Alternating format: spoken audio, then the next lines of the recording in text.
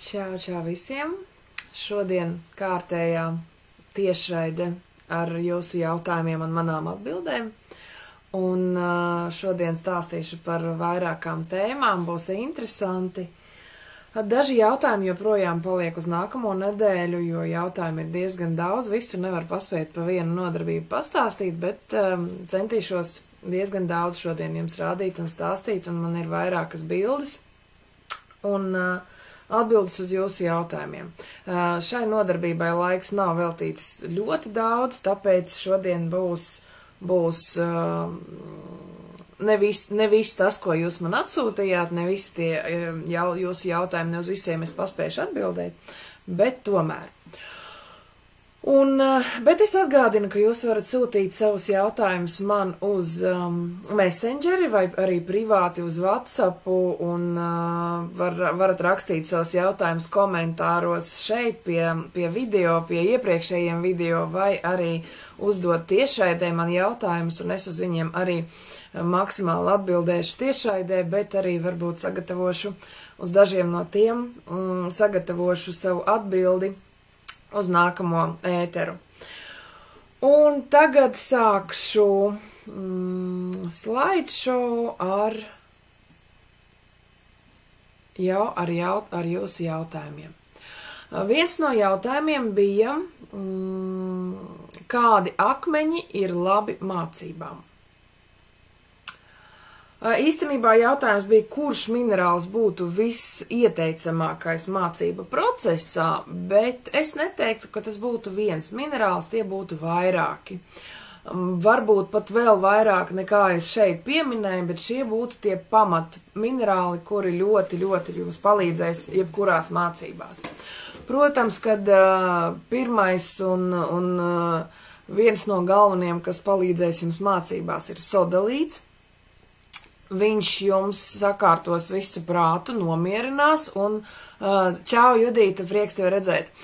Un sodalīts sakārtos prātu, nomierinās un sagatavos jūs mācību procesam un strukturizēs arī to visu mācību procesu, lai viss iet, lai viss notiek un lai mierīgs prāts un lai arī visa informācija sasēžās galvā pareizās vietās, pa plauktiņiem, pa kastītēm, un jebkurā brīdī, kad jums vajag šo informāciju, jūs zinat, kur to informāciju paņemt un kā viņu izmantot, un tajā visā palīdz sodalīts, protams, tāpēc viņš ir ļoti labs draugs mācībās.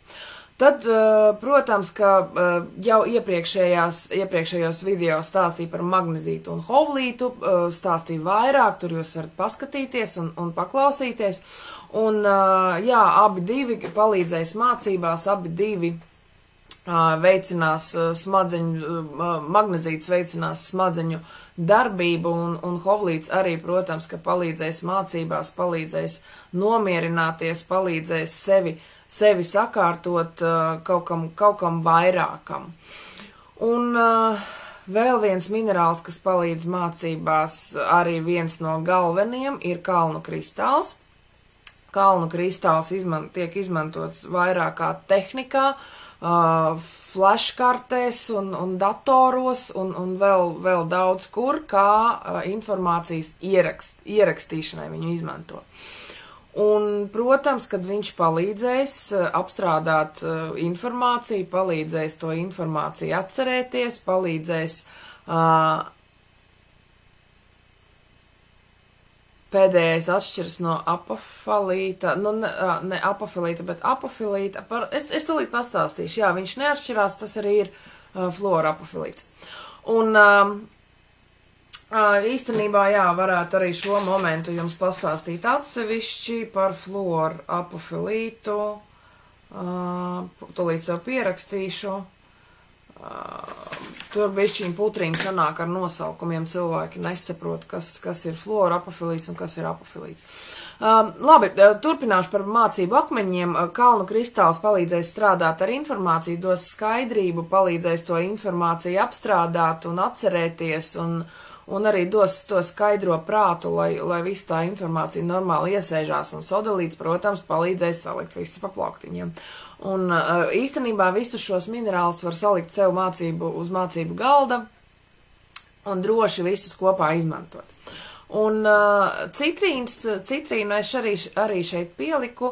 Viņš būs ļoti labs, kad vajag kaut kur uzstāties, kad vajag kaut ko lasīt, kad vajag kaut kādā veidā runāt un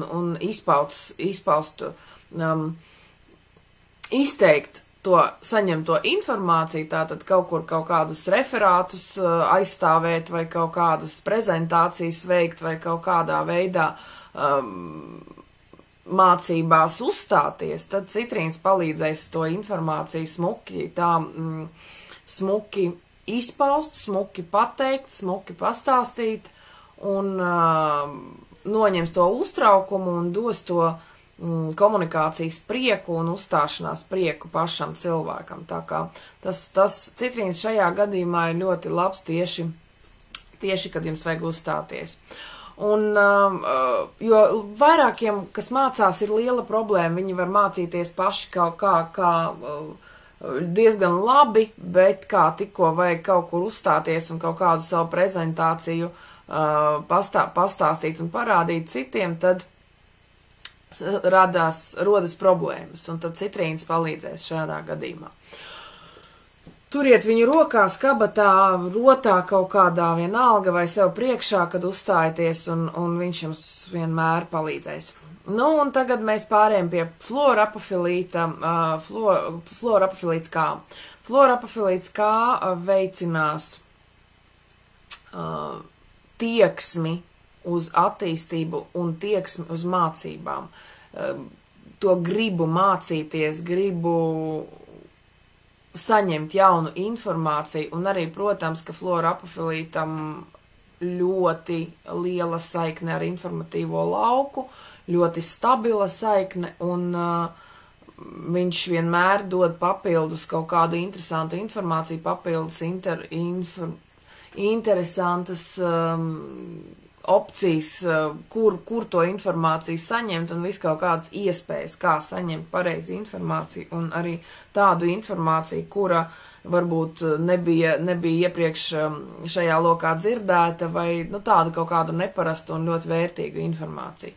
Tātad florapofilīts, un pats galvenais, ka viņš dod to tieksmi uz mācībām, gribu iet attīstīties, mācīties un saprašanu par to, ka mācības ir ļoti svarīgas un mācības dod iespējas tālāk dzīvē un dod to attīstību. To visu paskaidro florapofilīts.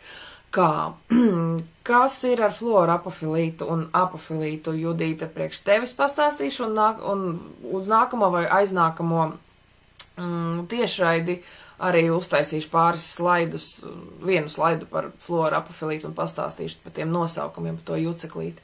Par apofilītiem viņi tika saukti agrāk, vecajās grāmatās, un jau kaut kādu laiku, es tagad no galvas neatceros, no kura gada viņus sadalīja, un viņus vispār no sākuma viņu nosauca par florapofilītu,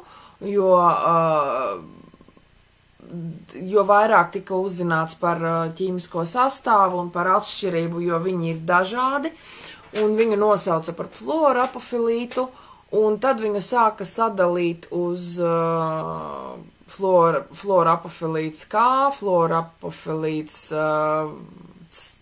man liekas, kā ar kalciju, šis ar kāliju, tad nāk ar kalciju, un tad viņi vēl tur dažādi mēdz būt, un nākamajā nodarbībā es vienkārši uztaisīšu slaidiņu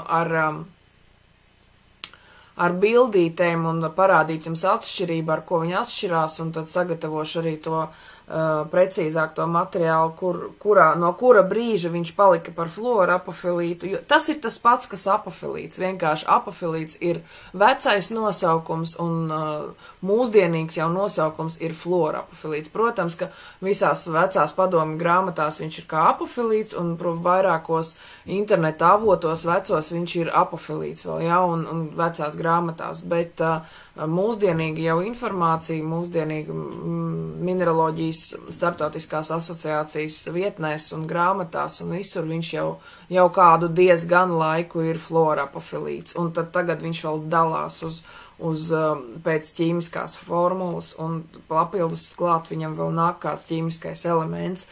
Tas ir tas, ko Judīte tu jautā. Bet akmeņi mācībām tātad sodalīts, kalnu kristāls, citrīns, fluorapafilīts un magnezīts hovlīts. Īstenībā pilnīgi pietiktu uz galda turēt, kad jūs mājās mācaties sodalīts, magnezīts, kalnu kristāls un fluorapafilīts. Ja jūs kaut kur magnezītam klāt var likt hovlītu, bet magnezīts es pat teiktu, ka būtu labāk. Viņi var arī vienu pašu izmantot.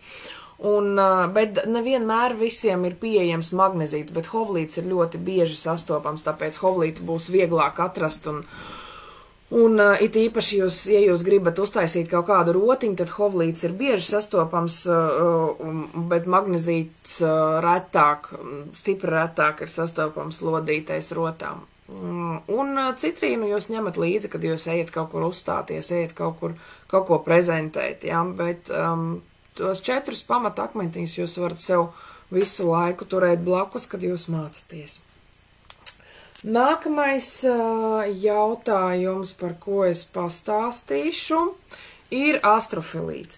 Bija jautājums gan par auralītu, gan par astrofilītu. Auralītu es atstāju nākamai nodarbībai, jo par auralītu tur diezgan daudz ir ko pastāstīt, un man gribās bišķiņu sakombinēt ar citiem jautājumiem un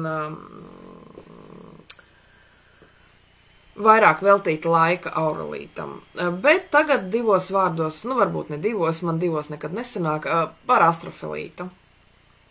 Un astrofilīts ir silikātu klases minerāls. Un, jā, bija jautājums pastāstīt par astrofilītu. Pastāstīt ir ļoti, ļoti plašs jēdziens. Jebkurā gadījumā astrofilīts ir silikātu klases minerāls ar cietību 3, tātad diezgan mīksts, ar blīvumu 3,2, 3,4, tātad diezgan smags. Smagāks, diezgan smagāks par kvarcu. Un arī viņam singonija ir triklīnā. Un tagad es pastāstīšu, ko tas viss nozīmē, kā tas viss iedarbojās. Un arī jūs varat redzēt bildē, kreisajā pusē mazā bildīte, tur ir astrofilīta kristāliņi redzami, tādi mikroskopiski.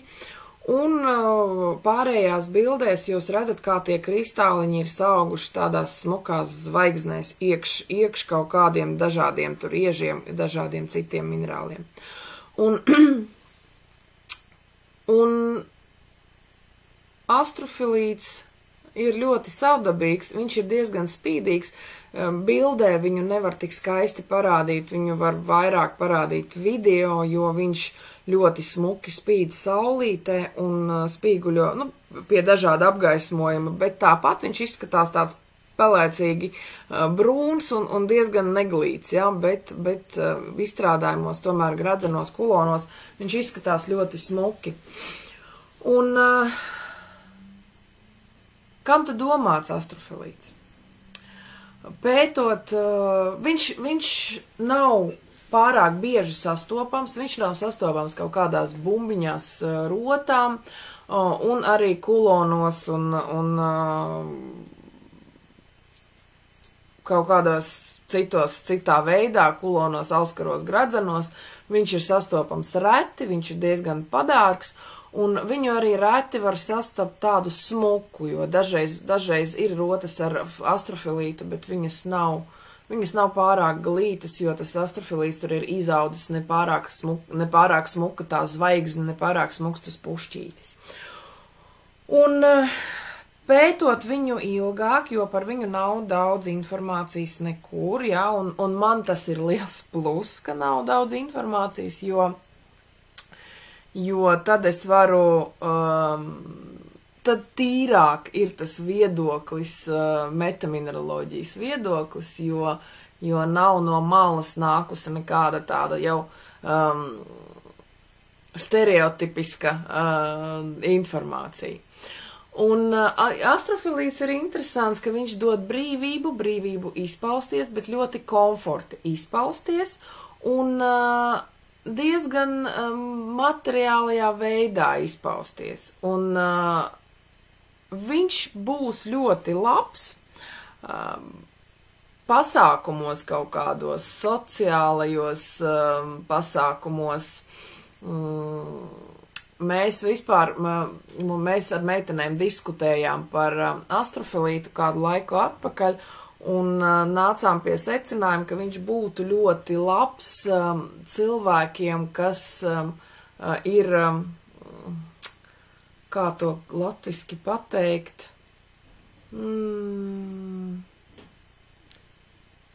sabiedrības zvaigznes, nē.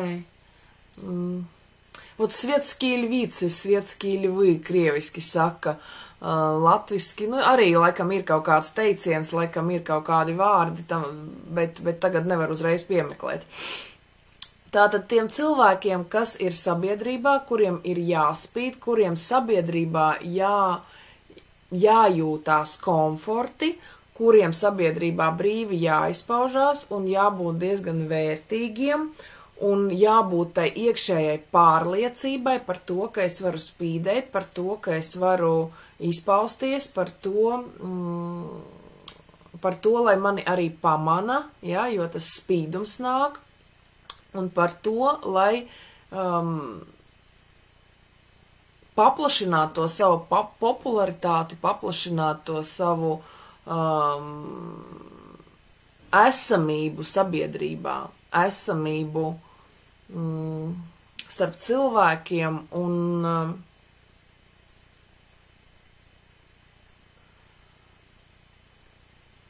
nu jā, to spīdēšanu. Un tā spīdēšana, tā izpausme ir brīva un komfortabla. Un tāpēc mēs nācām pie secinājuma par to, ka tiešām tiem sociālajiem cilvēkiem, kas bieži kaut kur uzstājās, kas bieži iet uz visādām publiskām, uz visādiem publiskiem pasākumiem, astrofilīts ļoti palīdzēs justies komforti tur. Tātad, jebkurā gadījumā cilvēkam, kas iet sociumā, iet uz pasākumiem, iet cilvēkos, astrofilīts vienmēr palīdzēs tādā pasākumā, tādā vietā adoptēties, justies labi, brīvi un pārliecinoši spīdēt. Īstenībā viņš neizcels, bet tas cilvēks nebūs ar astrofilītu pārāk stipri pamanāms, bet viņš būs tā kā savā vidē, sabiedrībā. Un tā ir tāda ļoti, ļoti interesanta īpašība astrofilītam. Jā, īstenībā man pat daudz vairs nav ko pateikt, var vēl daudz ko salikt kopā, bet ja mēs runājam tagad konkrēti par, ja vajag viņu raksturot, tad tas ir tas. Tātad, nākamais jautājums. Es ceru, ka ir saprotams mans viedoklis par astrofilītu. Ir daudz viedokļu pavisam citādi un ļoti daudz garīgas īpašības pieraksta astrofilītam. Es neredzu no kurienes. Nu, tiešām. Neredzu, no kurienes tur var būt kaut kas. Jā, viņam ūdeņradis ir klāt. Jā, protams, ka tas visuma atbalsts ir viņam arī piemīt tas, jā, tas ir plus, bet viņš nav no tiem garīgiem akmeņiem, jā, viņš vairāk palīdzēs adaptēties sabiedrības pasākumos kaut kādos un justies tur komforti un brīvi izpausties tādā. Sabiedrības pasākumi es nerunāju tagad par kaut kādiem tikai tur, es nezinu, prezentācijām un koncertiem un tādām lietām, jā, tie var būt arī ezotēriski pasākumi un viss kaut kādi, kur ir daudz cilvēki un kur jābūt kaut kādā publikā. Tāpēc jā, nu tas ir mans viedoklis par astrofilītu. Tātad nākamais jautājums. Nākamais jautājums bija, ar ko notīrīt cementu no kristāliem. Man atsūtīja kristālus, kas bija iemūrēti sienā, cik es sapratu, Un tur bija, man liekas, ka citrīns un kalnu kristāls, un tātad, respektīvi, kvarts. Judīte, tu raksti, ka tu jūti, atgriezīsimies bišķiņ par padiskutēt varam. Astrofilītu tu jūti kā sazemējošu. Jā, jo viņš ir bišķiņ smags, tāpēc viņš darbojās šeit, šajā pasaulē, materiālajā pasaulē, viņš nav garīgs akmens, jā. Un viņš ir stipri smagāks par kvarcu. Tāpēc es arī runāju, ka tā ir sabiedrība, tā ir materiālā pasaule un tā ir spīdēšana tajā materiālajā pasaulē, bet tas pats, kā es jau saku, ķīmiskajā formulā ir ūdeņradis, tāpēc visuma atbalsts jebkurā gadījumā ir. Bet te ir pats galvenais, ka ir tā izpausmes brīvība un komforta sajūta, esot kaut kur sabiedrībā. Tātad, jā, tāpat arī sabiedrībā esot, varbūt ir tieši tā kā savā ādā, jo viņš ir komforts. Viņš ir komforts, bet viņš ir tajā pašā laikā spīdošs un pamanāms. Tātad, jebkurā gadījumā pamanīs, bet tas būs komforti, tas būs patīkami un tas neuztrauks jebkurā gadījumā. Tātad, bija divi gabaliņi, atsūtīja man bildes, un bija citrīns un bija kvarts. Un kalnu kristāls, es domāju, jā, citrīns arī kvarts, protams. Un bija iemūrēti cementā, un sanāk, ka kvarca plaisiņās tika tas cements, un dažreiz starp citu kvarcā tiek iekšā arī kaut kādas rūsiņas. Man ir tādi eksemplāri, man ir viena bumba, kura kaut kādā brīdī kaut kur pagulēja kopā ar kaut kādu, nezinu, hematītu vai vēl kaut ko, un iekšā dzels ielīda iekšā, un tagad plaisiņā, un viņi, protams, kā ar ūdeni viņu nenomazgāt, un kā tu viņu izdabūt ārā. Un tad vienkārši, protams, ka skatoties, kurā valstī jūs esat, es tagad no Latvijas atradu līdzekli, jā, bet ja jūs esat kādā citā valstī, tad vienkārši ejam uz celtniecības veikalu un prasam kaut kādu līdzekli ar skābi, ar kuru var iztīrīt flīzes, notīrīt cementu no flīzēm, jā. Tātad tas neiet runa tikai par cementu, iet runa par visu kaut kādiem netīrumiem. Vienīgais ir jāatcerās, ka visiem šitiem līdzekļiem ir klāta skābe, un skābi nevar piemērot minerāliem, kuri satur kaut kādā veidā kaļķi, ja? Un kalciju kaut kādā veidā, kaļķi ar vārdu sakot. Tā tad nedrīkst marmoram, nedrīkst kaļķakmenim un, labi, travertīns tas ir materiāls, bet es domāju tos visus minerālus, kur kalcijs ir klāt un kuri ir mīkstāki par kaut kādu sešinieku, es tā teiktu, nevajadzētu ar tādu līdzekli, jo kalciju jebkurā gadījumā izēdīs tāds līdzeklis. Bet kvarcītam, kvarcam, granītiem mierīgi var izmantot, un ja jūsu kalnu kristālā vai tur citrīnā vai kaut kādā ametistā vai rozā kvarcā ir plaisiņās kaut kādi netīrumi, tad ar tādu šķidrumu jūs varat mēģināt to iztīrīt un paberst, pamērcēt un dabūt ārā. Tātad tas ir līdzeklis, ar ko iztīrīt cementu vai kaut kādus citus netīrumus. Šeit arī rakstīt, ka rūsu var iztīrīt, jā, tā kā parasti šie līdzekļi ir tādi, kas tīra gan, vairākus netīrumus viņi notīra. Un ja jau drīkst tīrīt flīzes, tad jau arī ar akmeņiem nekas nenotiks.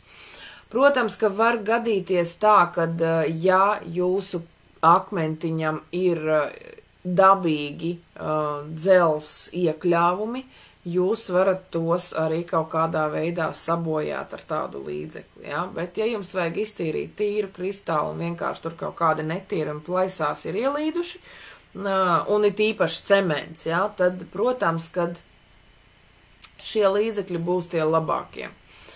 Var mehāniski tīrīt ar zobbakstāmo, piemēram, jā, lai nesaskrāpēt, var ar kaut kādiem pincetiem vai vēl kaut ko, tikai var jāatcerās, ka tomēr it kā ar metālu kvarcu nesaskrāpēt, bet, nu, skatoties, kā skrāpēt, jā, un kāds tur metāls, tāpēc vajag tā uzmanīgi, un var mēģināt cementu, var mēģināt mērcēt, un arī pēc tam ar zobbakstāmo iztīrīt, vai ar zobu birsti arī ļoti labi tīrās tādi minerāli, kurus drīkst slapināt, tad var mierīgi paņemt tādu asāku, cietāku zobu birsti un pabērst, vai pat ne zobu birsti, mēdz būt tās birstītes tīrīšanai saimniecības veikalos, un tad tos tādu birstīti arī var izmantot. Vienīgais obligāti, protams, ka skatāties, lai birstīte nav metāla, un lai tur nav metāla tās šķiedriņas iekšā, lai nesaskrāpēt jūsu akmentiņu. Bet, jā, tādu cietāku birstīti un pabērst arī var daudz ko iztīrīt. Bet, ja kaut kas ir iekšā, tad šis līdzeklis būs tas labais variants. Tālāk, nākamais jautājums. Vai akmens spējas, enerģija netiek mazināta, ja galiņš ir aplausts? Nu ko, nu salūzis jums akmentiņš vai vispār uz pusēm pārlūzis, vai arī nolūzis viņam galiņš vai kaut kāda maliņa vai kaut kāds gabaliņš, jā, nu ko, kas ta notiek, jā, nu parasti vai, ak, Dievs, viss akmens jāmet ārā, jārok zemē, nezinu, kas ir jādara, jā. Nu, sāksim ar to, kad vairākums akmeņu līdz mums jau atnāk sasisti, kad viņus dabū, atradnēs, jau mēdz apsist viņus diezgan, un kā tad ar skaldītiem, un kā tad ar apstrādātiem. Protams, kad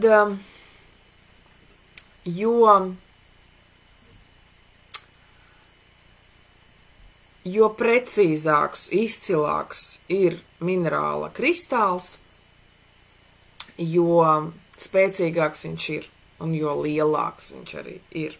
Bet, ja viņam tika nolūzis maziņš gabaliņš, maza maliņa, es personīgi neuzskatu, ka viņam mainīsies tas spēks, jo vienalga spēks ir pašā minerālā, pašā akmenī, pašā kristāla režģī, iekšējā struktūrā, čau Sabīnīt, pašā iekšējā struktūrā, un spēks ir milzīgs, un ja jums nolūz viens gabaliņš no galiņa, tad nu, nekas tur traks nenotiek. Un pie reizes gribēju uzreiz arī parādīt jums bildes šeit, kā kristāli mēdz pašārstēties. Un tātad kreisajā pusē jūs redzat salūzušu kristālu, un tad nākamā bildīte ir, kur nolausts viens gabaliņš no maliņas, un tālāk pa vidu bilde, kurš kristāls kaut kad sen tika nolausts kaut kur iekšā zemē, un kaut kādi procesi iekšzemēs bija notikuši, un viņš tika nolausts. Un tālāk viņš sāka aizārstēties, viņš sāka augt atkal, lūzuma vietā viņš sāka atkal augt. Tātad, un sāka parādīties daudz mazi kristāliņi. Un nākamā bildīte arī to pašu var redzēt, arī daudz, man pašai ir vairāki eksemplāri tādi, kuri paši aizārstējušies, un ametisti ir ļoti interesanti, tādi drūzas smukas, kuras ir grozītas kaut kādā veidā tur dabā pazemēs, un pēc tam, un tas tie mazie kristāliņi kaut kas nolūza, kaut kas sāk augt pa virsu, un liels arī kalnu kristāla gabals man ir, kas ir no otras puses viss tādiem maziem kristāliņiem aizaudzis, jo tur bija lūzis jau. Tā kā, un pati pēdējā bilde, ko jūs redzat, labajā pusē, dabā kristāls bija nolūzis kaut kur pazemē, un atkal saudzis atpakaļ kopā, ja, tā kā viņi mēdz saugt kopā, kristāli, minerāli ir dzīves būtnes, un viņi aug, un, protams, ka ja atgriezt viņam vajadzīgos apstākļus tai augšanai, tad, protams, ka viņš saugs kopā. Un aizārstēs sevi. Vienīgais, protams, ka tas laiks viņam ir vajadzīgs daudz vairāks nekā mūsu mūža, jā, tāpēc dosim viņam laiku tam visam. Jā, un, protams, ka ja tas ir, skatoties, kāds tas ir kristāls, skatoties, kāds tur viņam ir sastāvs un kādā veidā viņš ir salūzis un nolūzis, bet ja mēs tagad runājam tieši par kristālu, jā, tad viņš mēdz aizārstēties pat, jā, ar laiku, bet, nu, protams, kad ne mūsu mūža garumā. Un es neuzskatu, ka salūzis aplausts, nu, ar maziem kaut kādiem lūzumiņiem kristāls tur zaudēja visu savu jaudu. Nē, es tā neuzskatu. Ja kristāls ir tā kā kreisajā pusē bildē pārlūzis uz pusēm, paldies, man ir 2 kristāli. Tas ir viens moments. Otrs moments, vai tīri estētiski, vai jūs gribēsiet viņu nēsāt, vai jūs gribēsiet, vai jūs taču varat ar viņu sagriezt pirkstu, jā, vai roku. Bet var aiznest pie meistariem, kas pulē akmeņus un nopulēt un uztaisīt 2 smukus eksemplārus un arī nebūs nevainas. Īstenībā bija uzdots arī jautājums, kā un kur var nopulēt kristālus. Es uz nākamo tiešraidi ceru, ka sameklēšu. Man bija vienkārši, es tagad nevaru sazvanīt cilvēku, kas zināja cilvēkus, kas to dara. Un Rīgā tieši, bet jebkurā gadījumā ir juvelieri, kas strādā ar akmeņiem un kas apstrādā akmeņus. Tas ir viens. Otrs moments ir tās darbnīcas, kur apstrādā granītu, jā, protams, ka viņiem ir visas tās ierīces, lai nopulētu un apstrādāt, tā kā pie viņiem arī var griezties un viņi arī to varēs izdarīt, jā.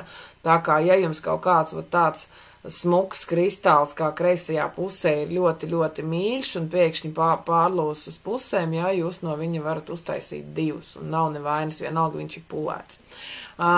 Ja nepulēts tādā veidā saplīsis, nu, arī var viņu apstrādāt un izmantot to daļu ar dabīgo galiņu, izmantot tā kā iepriekš, un to otro jau vienkārši kā, jebkurā gadījumā katram cilvēkam, kas nodarbojās ar minerāliem, ir vairāki eksemplāri, nu, lūžņi, kā mēs viņus saucam, ja, lausti un skaldīti un viss kaut kādi, un, protams, ka tas arī ir salūzis kristāls, tāpēc, nu, vienalga mēs viņus izmantojam, un vienalga viņi strādā, un varbūt ne tik stipri kā tīrs kristāls, nevainīgs, ja, nevainots, bet vienalga viņš strādā. Tā kā, kad akmens aplausts vai viņa spējas mazinātas. Ja salausts uz pusēm, jā, mazināts. Nu, tagad viņi ir 2. Ja nolausts mazs gabaliņš, es neuzskatu, ka kaut kas ir mazināts. Mazināts lielas un mazas minerālas spējas ir ļoti nosacīts jēdziens. Viens un tas pats minerāls ar dažādiem cilvēkiem var strādāt ar dažādu jaudu. Tas arī tā ir, un tāpēc, ja ar jums tas minerāls strādā, un jums pēkšņi ir nolūzis maziņš gabaliņš, vai nokritis tas akmentiņš zemē un kaut kas bišķiņ nolūzis, ja? Nekas tur nemainās. Vienīgais var mainīties jūsu attieksme pret šo akmeni, un ja jūs esat perfekcionists un jums tas akmens vairs tādā veidā nepatīk, tad, protams, vajag viņu atdot zemītei. Ja jūs vairs negribat viņu lietot, un ja jūs jūtat, ka pēc tā momenta, kad viņš tika nolausts, jūs vairs negribat ar viņu komunicēt, un kaut kas jūsu tajā miedarbībā ir salūzis, nu, tad jā, ja jums ir diskomforts, tad, protams, ka tādu akmentiņu vajag atdot dabai un ziedot dabai. Un atdot kā ziedojumu vai ūdenim vai kaut kādā svētā spēka vietā aiznest un atdot, jā, un pateikties par visu to, ko viņš ir iedevis un atdot. Tā kā, ja ir kaut kāds iekšējais diskomforts. Ja nē, es neuzskatu, ka tur kaut kas daudz mainās. Tātad nākamais jautājums. Nākamā tēma ir liela, apjomīga, un melns halcedons, melns ahāts un oniks. Vairākas reizes jau stāstu par to, bet, cik es saprotu, vienalga maz un vienalga vajag vēl un vēl un vēl to stāstīt un stāstīt un stāstīt. Tātad, melns halcedons, melns ahāts un oniks. Kā viņus atšķirt, kā saprast, kurš ir kurš, kā pareizi nosaukt un kas tad ir tas, ko tirgo visur veikalos un kaut kādās tirdzniecības vietās un internetā arī. Meitene nesa uz pirka oniksu, melnus akmentiņus, tirgots kā oniks, nesa uz proves biroju. Proves birojas teica, ka tas esot melns, ka tas esot halcedons. Un kas tad tas ir, halcedons vai oniks? Nu, pats pirmais, ko es gribu pateikt, ka oniks ir halcedons. Un tālāk es stāstīšu, šeit jūs bildē redzat no kreisās puses sākot melnie gabaliņi galtēti ir halcedoni, nākamais ir melnais ahāts, un tālāk ir melnais oniks un arī smuks kabašons, smuka kameja, kas tika taisīta tieši no oniksa. Kāda ir atšķirība? Tā, kā atšķirība ir tāda, ka tā, es no sākuma laikam pabīdīšu slaidus uz priekšu, lai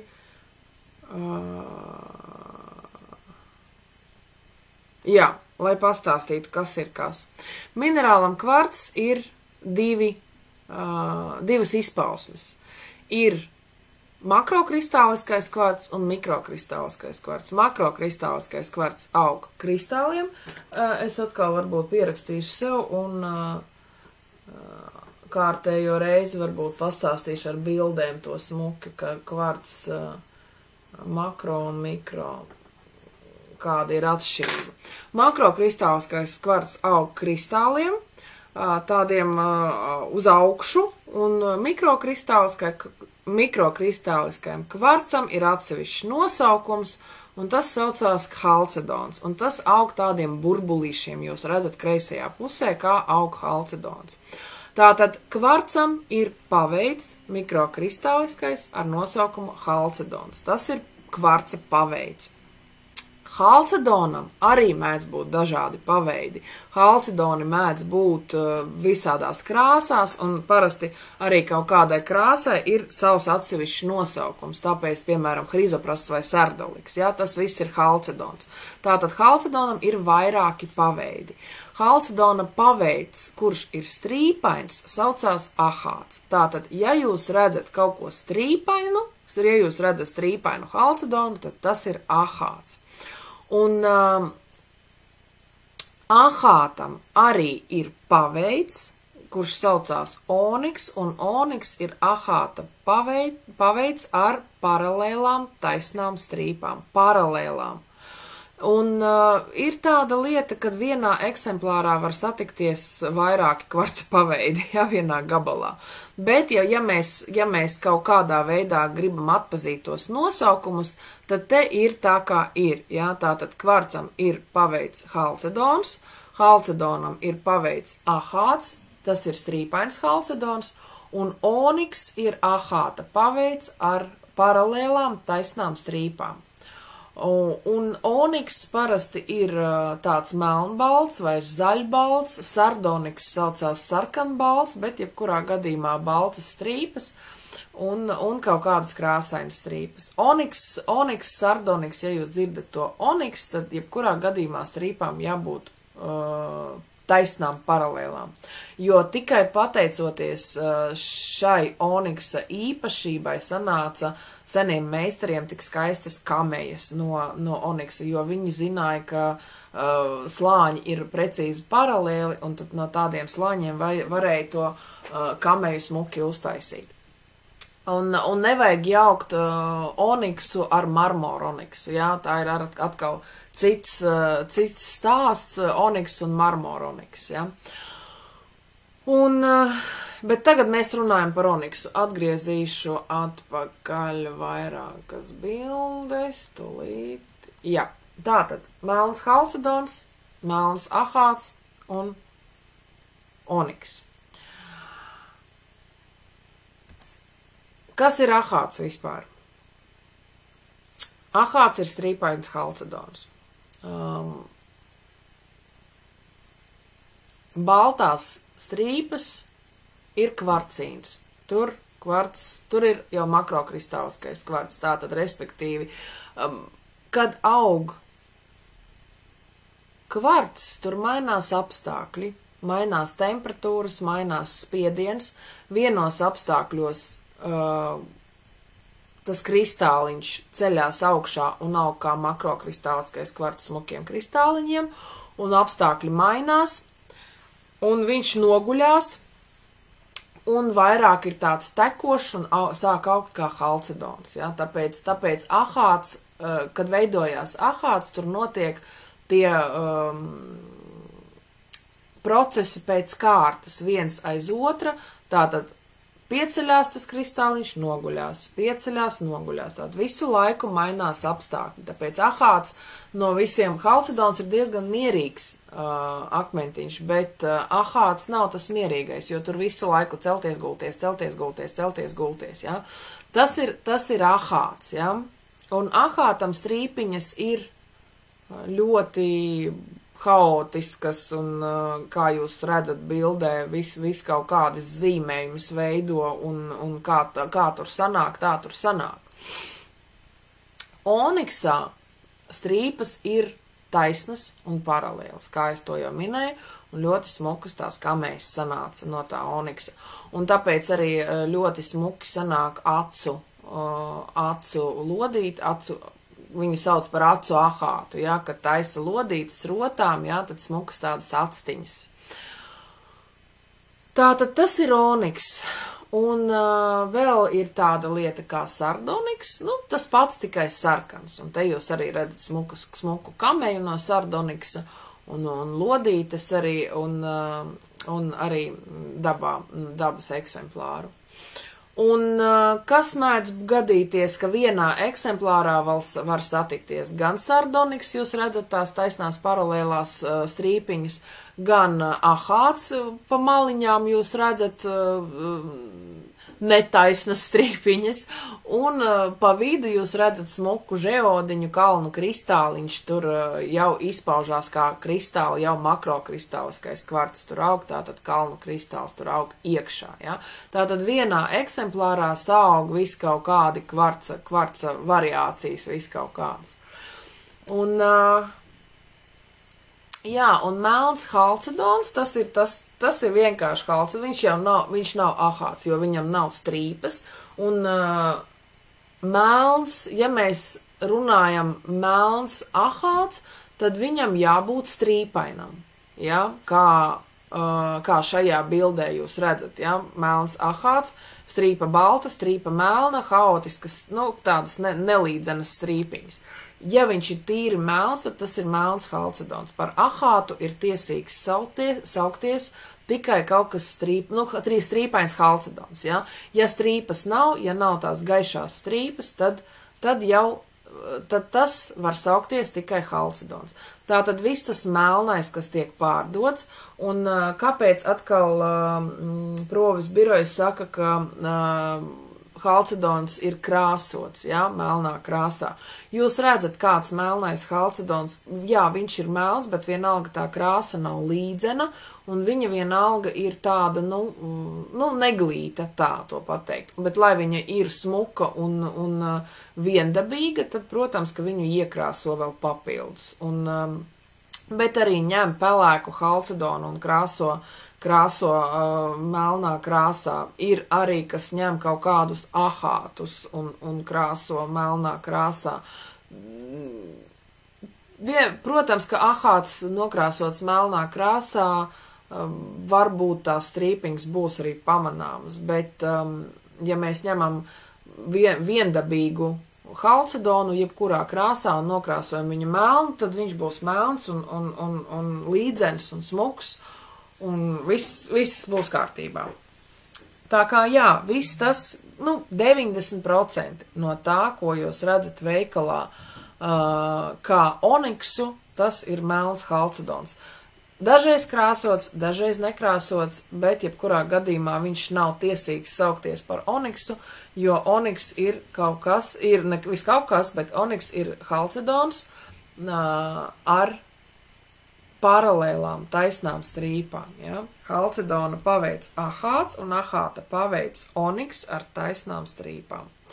Es ceru, ka es skaidri pastāstīju, bet tomēr, ja ir vēl kaut kādi papildus jautājumi, tad droši varat uzdot. Un vēlreiz parādīšu, ja? Melns halcedons, tas ir kreisajā pusē, kreisajā bildē. Viņam nav nekādu strīpu, nav nekas, viņš ir vienkārši melns. Melns ahāts, tātad melna un balta strīpa, kaut kas strīpains un tās strīpas nav līdzenas. Un oniks ir ahāta paveids ar taisnām paralēlām strīpām. Un tad vēlreiz to bildi es jums rādu, jā, tātad minerāls kvarts, kuram ir divi pamatu paveidi - makrokristāliskais kvarts un mikrokristāliskais kvarts. Makrokristāliskais kvarts aug kristāliem, mikrokristāliskais kvarts, otrs nosaukums viņam ir halcedons. Halcedons aug tādiem burbulīšiem, ja?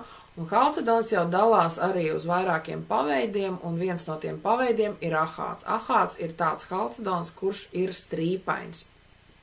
Un tās strīpas mēdz būt dažādas.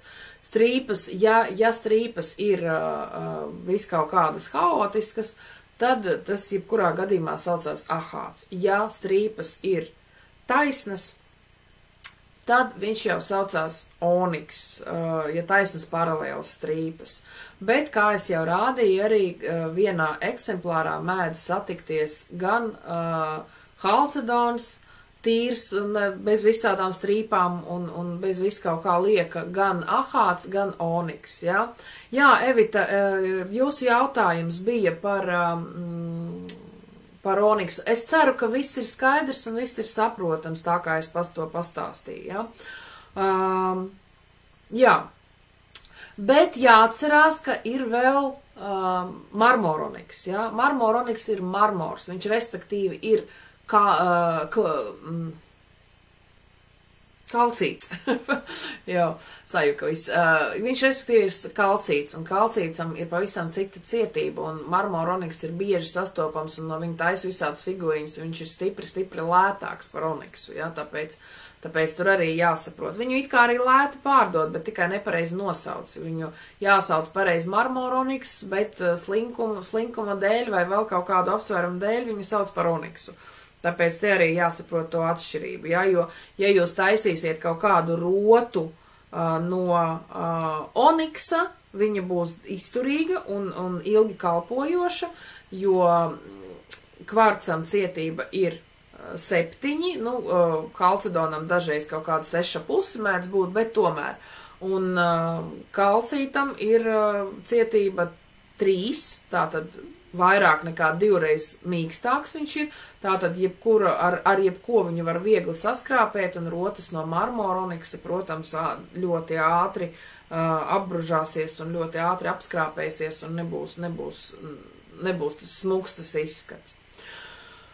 Nu tā, šodien tas laikam būs viss, jo diezgan daudz laika aizņēma pastāstīt par oniksiem, bet es domāju, ka tagad viss ir saprotams un viss ir skaidrs. Tātad šodien es jums stāstīju par minerāliem, kas ir ieteicami mācībās, es pastāstīju nedaudz par astrofilītu, un es pastāstīju, kā notīrīt kristālus no cementa, pastāstīju bišķiņu vai akmens, savu viedokli par to, vai akmens spējas netiek mazināts, ja viņš tiek salauzt vai gabaliņš tiek nolausts. Nu, un, protams, stāsts par oniksu.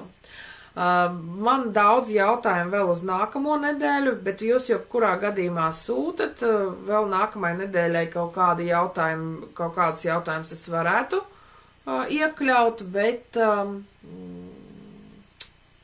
varbūt arī nē. Ja nē, tad aiznākamajā nedēļā, jebkurā gadījumā es par to pastāstīšu.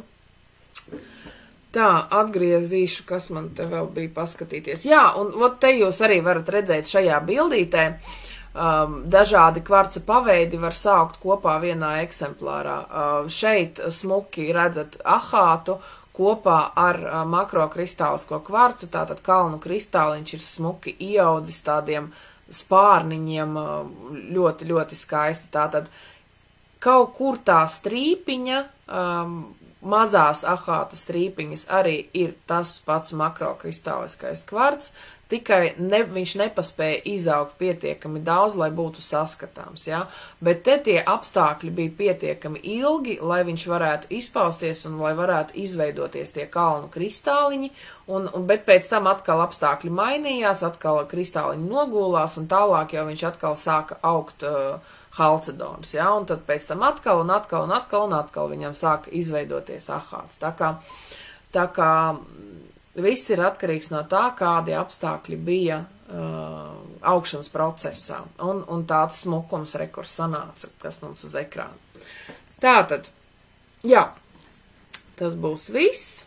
Atgriežu sevi atpakaļ. Čau.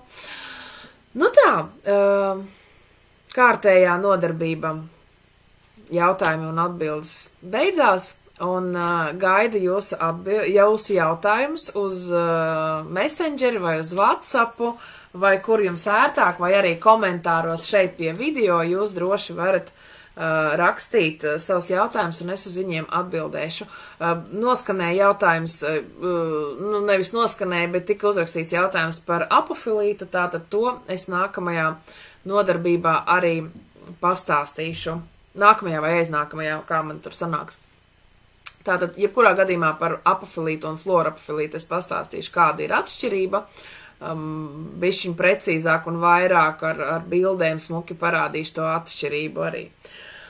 Pastāstīšu jums arī par kvarcu, makrokristālisko, mikrokristālisko ar bildītēm bišķiņ salikšu un arī būs liels stāsts par auralītu. Auralīts, jā, tā ir tāda liela tēma, jo tur 23 minerāli tomēr iekšā auralītā ir, un tur būs ko pastāstīt. Būs ko padiskutēt arī. Un man arī par to, ko es stāstu, ir ļoti interesants jūsu viedoklis, jūsu reakcija.